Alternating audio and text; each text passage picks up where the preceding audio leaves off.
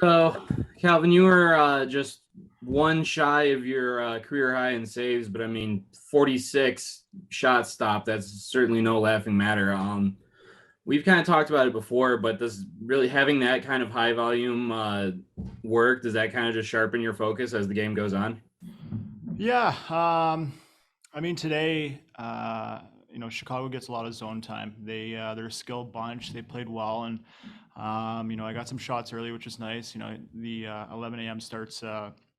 It's a little different than obviously what we're used to, but um, I was actually very proud with the way we played today. Our penalty kill was huge. We've been struggling a little bit lately, and we had a big challenge with that power play. They have a lot of really good players, and we did the job. And Mac getting that goal in the third period's getting us a huge point. Obviously, you want to get two, but we'll take the point and move on. Yeah, kind of going in on that. You know that the Wolves love to come in, get a lot of shots, spend a lot of time in your zone. I mean, do you preparation wise, do you prep any differently mentally or physically when you know you're coming up against a team like that, or do you just kind of stick to your normal routine? I mean, they're a different team than Manitoba. Manitoba's, they work really hard and they get a lot of pucks and bodies to the net. Chicago gets a lot of pucks in the net, but they're a little bit more skilled where they make a lot of plays. And, we've already played them a bunch. We're going to play them a bunch more. And you just got to be a little bit more patient and, especially on their top guys. But, I'm familiar with a lot of those players over there. I know what they can do. And you saw it on full display tonight, but like going back to us, I was really proud with the way we played. And kind of going in on that PK again, you guys went 4 for 4 against a really potent Wolves unit. Coach Simon likes to talk more about the habits though than the numbers. And what did you see from the guys in front of you that made your PK so effective? Yeah, it seems like the last 4 or 5 games we haven't been killing a lot of penalties, and when we have been, we do it well for a minute 45, and then we kind of have a lapse. So, you definitely have to be dialed in for the full 2 minutes.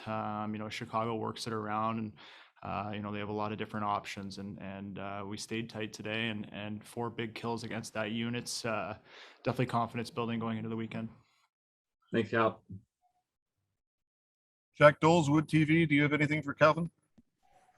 Sure. Great game, Calvin. Do you feel like maybe you guys stole a point tonight? You went in there pretty shorthanded, but still got that game to overtime. Yeah, we were definitely shorthanded, missing some big pieces to our team. Obviously, going back to last weekend, Joe getting called up, missing Pearson, Crisco as well. So we definitely battled hard. We were right in it the whole time. They had that goal at the start of the second, and we had our chances too. Alex Lime played a good game and made some good stops when he had to. And I wouldn't say it was a steal. We'll definitely take the point moving forward and go from there. Start off, kind of go in on the week you've had, just the emotions of running with the walleye and then getting called up and getting a chance here. I mean, we had a 3-3 this weekend. Then Monday found out I was coming up and practiced yesterday. Felt pretty good, and then scored a goal, my first goal today. So pretty happy. We did lose, but I mean, other than that, I think we played pretty solid. They're a pretty good team.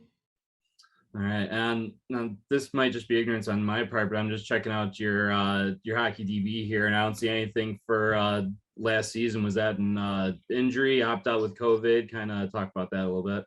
I was actually in Poland. I played over in Poland in Oświęcim. I mean, I was supposed to play with Fort Wayne, but they didn't know if they were going to play. So then I kind of shuffled around, decided I'm going to go to Poland, stayed there, and decided to work it out for the season, and then decided to come back this year. All right. Well, yeah, you've been kind of, you've been sticking around the East Coast, couple games here and there with Providence and Chicago. You get your first shot with Grand Rapids, score a big goal in the third period. I mean, talk about the emotions. How fast was your heart racing on that one? I mean, I was fired up. First goal, it's like no other feeling. I mean, obviously, we did lose, but I thought my line did pretty well today. It's our first time together, so I thought we did pretty well. So when you go into a game this shorthanded and you do come away with a point, do you feel good about that point, or is it just a loss is a loss? I mean, you try and stay positive. I think if you look at that team, they're a really good hockey team.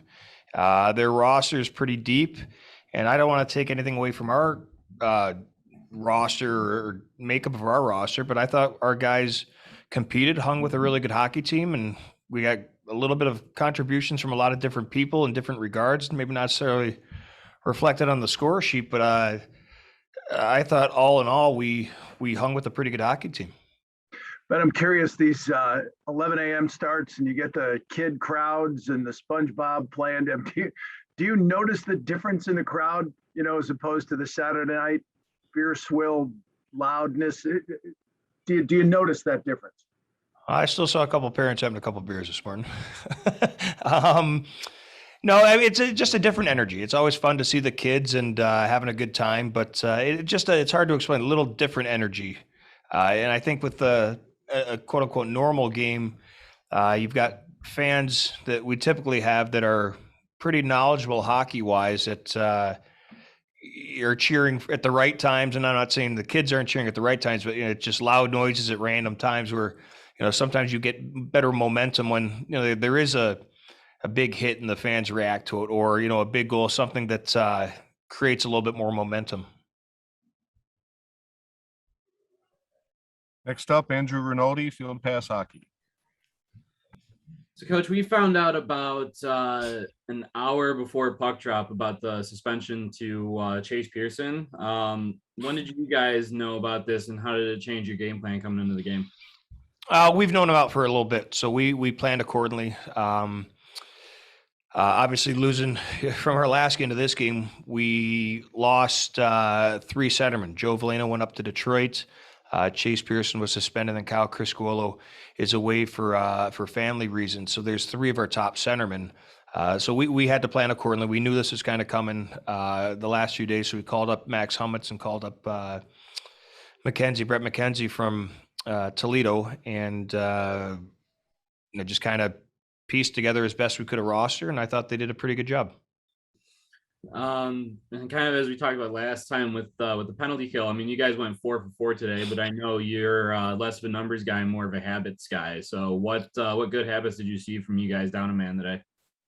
Well, I thought up ice did a pretty good job of pressure when we could. I thought in zone they did get some good chances, and I'll tell you our best penalty killer for I don't care what kill you have, what team you're on, your best penalty killer is your goalie. And when we needed a big save, Fix made it. So they had one pretty good chance that they didn't capitalize on, but it was after a play where it hit a shin pad of one guy off the butt of another one of our guys and caromed right to them backdoor. Thank God they whiffed on it, but I mean, you're going to have those bounces. But I thought all in all, just keeping it simple, keeping it tight, and pressuring at the right times was why we went 4 for 4. You kind of went in on this earlier, but the Wolves typically dominate puck possession, and they did so here today, and they put a high volume of shots there on picks. Generally, you don't really want to see your team outshot that kind of way, but does it give you confidence in your boys to see that they can kind of be behind the 8 ball a bit in the pace of a game and still grind their way out to at least a point?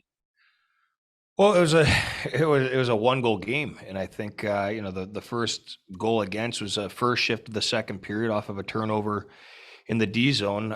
We gave up a ton of shots, but in some for sure grade A chances. But I wouldn't let the shot clock fool you. There weren't a ton. I mean, there were some good chances, but you look at whatever it was, 50 shots. Some of those that's their MO. They throw a lot of pucks to the net. But some of them aren't that dangerous. So, we'll look at it. But when you look at a game sheet and you box score stat a game, you see, they're outshot 2-1. Well, sometimes if you've got 10 shots and all 10 of those shots are right in front of their crease, I'll take that than 50 shots on the perimeter every day of the week.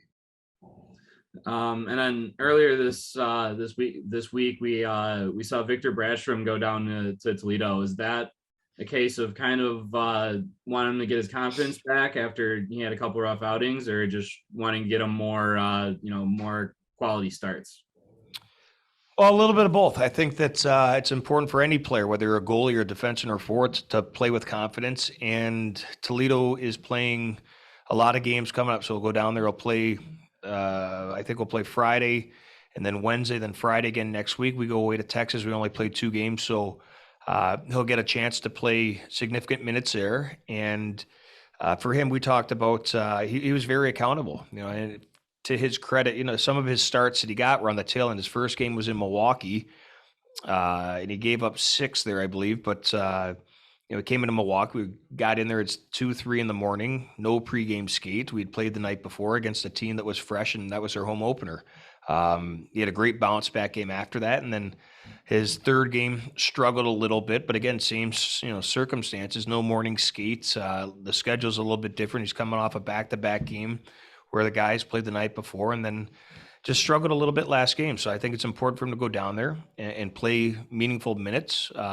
It's not a punishment. It's going down there and getting some confidence back, and hopefully he can use that as motivation. But he was very accountable. He said, no, it's not on you guys to the spot you put me in. Regardless of the situation I put him, I've got to be better. So he understands he's got to be better, but he's going to be given a chance to go down there and do that and play well and come back hopefully with confidence and ready to keep it rolling up here.